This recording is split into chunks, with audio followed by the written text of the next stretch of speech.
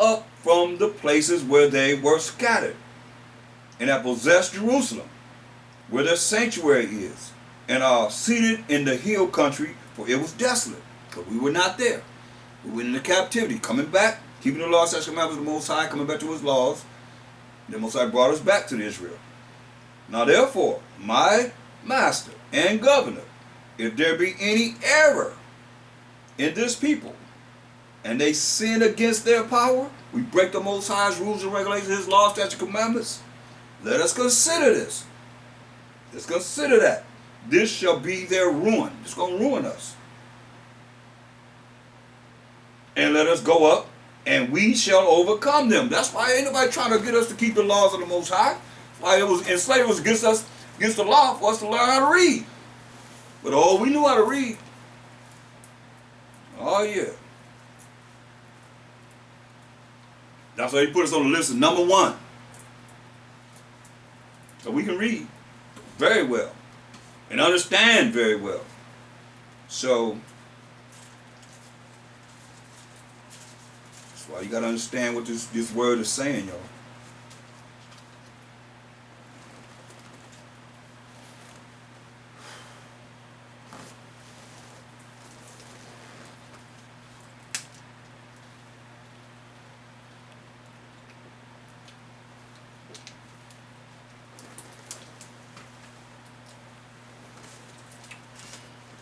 And Esau know. The elite know. Certain things that the average Edomite or any other nation don't know. And most of the Israelites, 2/3 of our people don't know. You think they're going to take the time to learn what it is they should know? I don't think so. But they know. That's why when you look up the Zondervan Compact Bible Dictionary, look up Edom, it says Edom.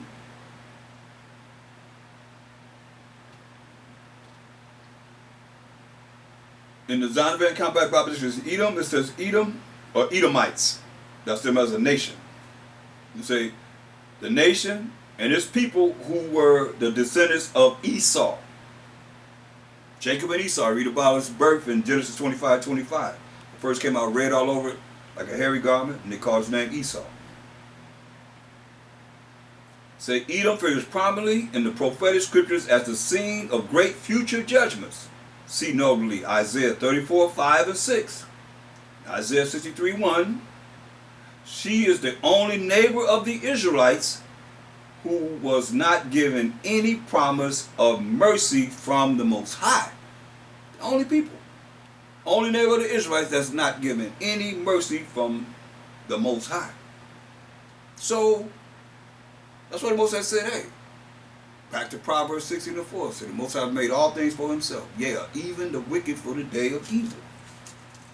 So He made them for His purpose. And that's for the day of evil, as it is written. So, let's look up Isaiah 34:5. So you say coming like a thief in the night. You're going to burn everything up. Let's see what they know. The elite know this. They just gave scriptures to go to. Let's go to them. Isaiah 34:5. I like to, okay, let's start at 1. Because I like to start at 1 on this one. Come near ye nations, all you nations, to hear. Shema, nations, and hearken. Listen, ye people, let the earth hear, and all that all that is therein, the world, and all things that come forth of it. Right? We're going to concentrate on 5 and 6. That's what the scripture that they gave. Isaiah 34:5 and 6. But we're going to read from the top. Verse 2.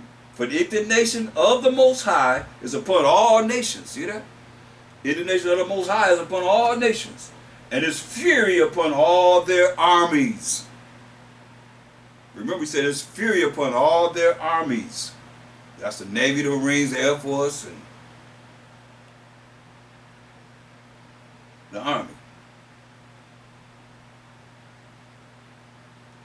For the indignation of the Most High is upon all nations, and His fury upon all their armies.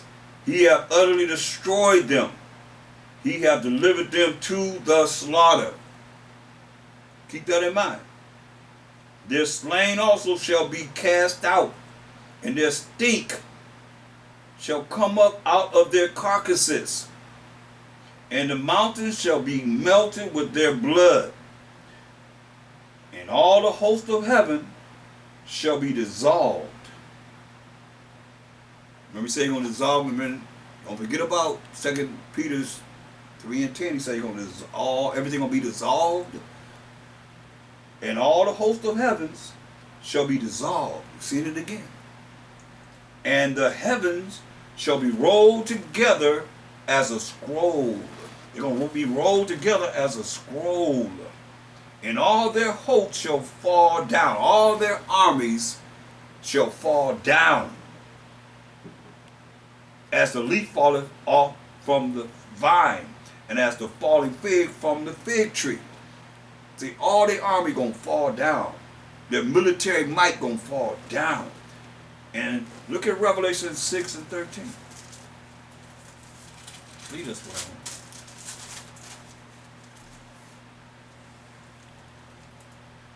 No, that's not. Yeah, that's 14. Revelation, what's 3:13? And the stars of heaven fell unto the earth, even as a fig tree casts her untimely figs when she has shaken of a mighty wind, right? Let you know, just like we just read about, they're going to fall down, right? But listen to what it says. And the heaven departed as a scroll, like that nuclear bomb when they let that nuclear bomb off on the Japanese in Nagasaki and Hiroshima. And the heaven departed as a scroll when it is rolled together. That's why it looks like it's rolled together like a scroll, like you see behind me. That's a scroll. When it is rolled together. And every mountain and island were moved out of their places. See? So going back to Isaiah 34 and 5. Well, in verse 4 again. And all the hosts of heaven shall be dissolved. All the elements going to melt with fervent heat. All the hosts of heaven shall be dissolved, and the heavens shall be rolled together as a scroll. And all their hosts, all their armies, navy, marines, and air force, shall fall down, as the leaf falleth off from the vine, and as the falling fig from the fig tree, like a wind shaking it, as we read in Revelation. For my sword shall be bathed in heaven. This is what they know, the elite. Zondervan Compact Bible Dictionary. Zondervan knows this because he gave the scripture to look at. Where the Most High said there's no promise of mercy to the Edomites. It says, for my sword shall be bathed in heaven. Behold, it shall come down upon Idumea. Okay, who was Idumea? I happen to have the definition of Idumea in the Zondervan Compact Bible Dictionary too. Idumea, even clearer, pertaining to Edom, Greek and Roman name for Edom, so-called white man. So it says, but my sword shall be bathed in heaven. Behold, it shall come down upon Idumea, that's Edom, Rome, the Edomites, and upon the people of my curse to judgment. The curse is what? They were cursed to have leprosy. No pigment, no melanin. The sword of the Most High is filled with blood. It is made fat with fatness, and with the blood of lambs and goats, with the fat of the kidneys of rams. For the Most High hath a sacrifice in Basra. Basra was the capital city of the Edomites. And a great slaughter in the land of Idumea amongst them. It's no different. I mean, you really want to be technical, we can go into the Apocrypha. Remember, this in the Greek Empire. Go to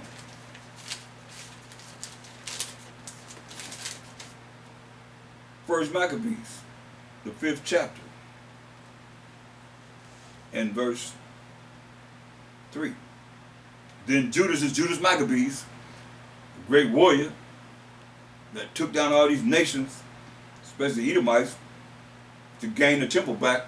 When you read chapter 4, then Judas fought against the children of Esau in Idumea. Can't get no clearer than that. the children of Esau, the so-called white man, in Idumea. We just read it in the Zondervan Compact Bible Dictionary. See? And Arbery, because they besieged Israel, and he gave them a great overthrow, and abated their courage, and took their spoils, took everything that they had. See? And he remembered the injury of the children of Being, who had been a snare and an offense unto the people, and that they lay in wait for them in the ways. See? So, that's Judas Maccabees, great warrior of Israel. Took them down. So that you know, Esau is Idumea. And the Most High said in 2 Ezra 6 and 9, for Esau is the end of the world, and Jacob is the beginning of it that followeth. So look at Isaiah 34 and 8. For it is the day of the Most High's vengeance. He said, wait ye upon me, till I rise up to the prey. This is the termination of the gathered nations bringing their vengeance upon them. Say, it is the day of the Most High's vengeance, and the year of recompenses for the controversy of Zion, for the controversies of the children of Israel. And the streams thereof shall be turned into pitch, soot, from the destruction, and the dust thereof with brimstone, fire, and the land thereof shall become burning pitch. It shall not be quenched night nor day. The smoke thereof shall go up forever, from generation to generation. It shall lie waste, none shall pass through it, forever and ever. He let you know, ain't nobody gonna live there. Forever and ever, it says. Hallelujah. All praise to the Most High. So, look at the next scripture they gave, Isaiah 63. We're going to read from 1 down. But it says, who is this that cometh from Edom, with dyed garments from Basra, this that is glorious in his apparel, traveling in the greatness of his strength? I that speak in righteousness, mighty to save. Who is this? This is Mashiach Yahushua coming back in his angelic power, mighty to save someone. He gonna save the 12 tribes of Israel. Wherefore art thou red in thine apparel? They ain't go down, but I'm gonna keep going down. This is why his clothes is red. Ask him the question, why is your garments red? He say, why art thou red in thine apparel? Your garments, why is your garments red? And thy garments like him that treadeth the wine fat, like somebody stomping on grapes. And all the grape juice would go on their clothes, on the garment. He said, I have trodden the winepress alone. See, I've done this on my own. And other people, there was none with me. Ain't nobody gonna be with him for this. For I will tread them in mine anger, and trample them in my fury, and their blood shall be sprinkled upon my garments. And I will stain all my raiment. He said, go stain all his raiment. For the day of vengeance is in mine heart, and the year of my redeemed, the 1/3 of the 12 tribes of Israel, is come. Is come, is come, is come. And I looked, and there was none to help. Ain't nobody was there to help him. And I wondered that there was none to uphold.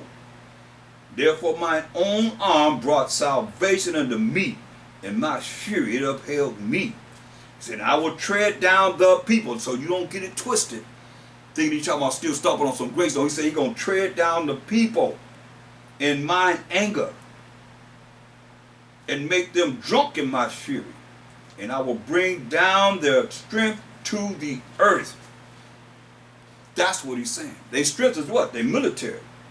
To the earth. Look at Isaiah 9. Go to the book of Isaiah, the 9th chapter.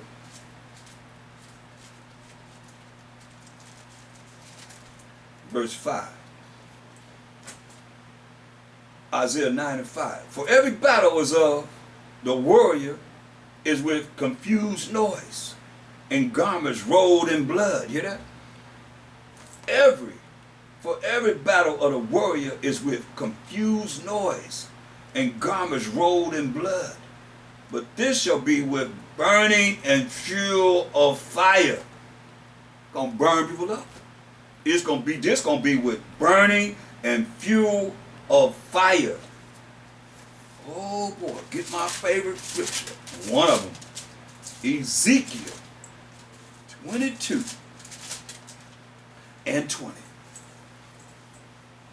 As they gather silver and brass and iron and lead and tin into the midst of the furnace, to blow the fire upon it, to blow. There's going to be a lot of y'all. Y'all, especially you that's all caught up in this world and your feelings and leaning on your own understanding. It's going to be you. You're not having compassion and the humility and the broken and contrite spirit that we got to have for that change, that new spirit, that new creature, being born again, understanding how the Most High want a broken and contrite spirit, and you still prideful. That's why I said, because of the pride of sin is going to be trouble. Ain't gonna be lack of bread. Ain't gonna be no food. And great tribulation. People gonna be going off, coming up in your house, robbing you, raping the women, and all of that that's talked about in the Bible. That's gonna happen. What you gonna do then when he come for you? He said, hey, I ain't got nothing to do with it. I told you. I sent my servants of prophets to warn you. You gonna do it your way? Do it your way. That's why I say, look. As they gather silver and brass and iron and lead and tin into the midst of the furnace to blow the fire upon it. You know what? When they blow that air on that fire, get hotter and hotter and hotter. That's what you make it hot. To melt it, so will I gather you in mine anger and in my fury, and I will leave you there and melt you. You think he playing? He said, I'm going to leave you there and melt you. Yeah, I will gather you and blow upon you in the fire of my wrath, and ye shall be melted in the midst thereof. As silver is melted in the midst of the furnace, so shall ye be melted in the midst thereof. And ye shall know that I, the Most High, have poured out my fury upon you. That's why you got to know what you're doing, people. If you don't, you better ask. It's serious. You know, you got to be justified according to thus say the Most High's word. This ain't about how we feel. Now, how I feel, how you feel, shoot, I got to eat a lot of things. Suck it up. Say, man up. Lord, gird up your loins like a man. You know, can't be so sensitive in these days and time. How you going to be sensitive if they talk about doing the things they going to do?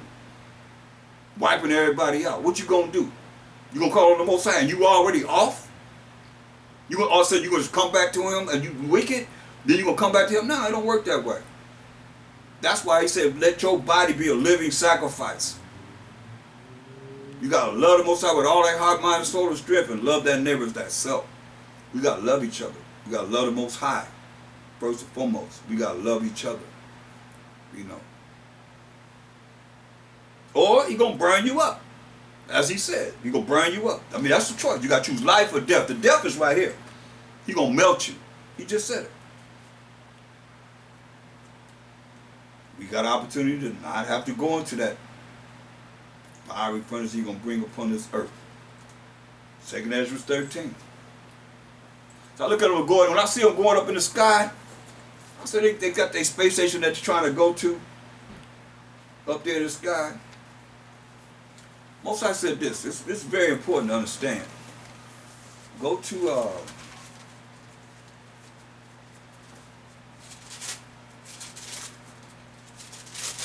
see what the Most High said. Obadiah, there's only 21 verses, it's pertaining to Edom. The vision of Obadiah, thus say the Most High power concerning Edom. Let's look at verse 4. Say, though thou exalt thyself as the eagle, you know an eagle flies high and has very good eyesight. Though thou exalt thyself as the eagle, plus that's their symbol. The bald eagle is the symbol of America. And the Edomites, the Greeks, the Romans, all of them. And though thou set thy nest among the stars, and they're going up to this space station they claim they have up in the sky, thence will I bring thee down, said the Most High. You're going to bring them down. Thence will I bring thee down. Remember, the Most High long suffered, but he's going to bring forth his, remember he said he purposed His purpose is not going to go out void. He's going to happen just the way he said. You're not going to be able to disannul his purpose. So go to 2 Ezra 13 in the Apocrypha. 2 Ezra 13th chapter. Just a moment.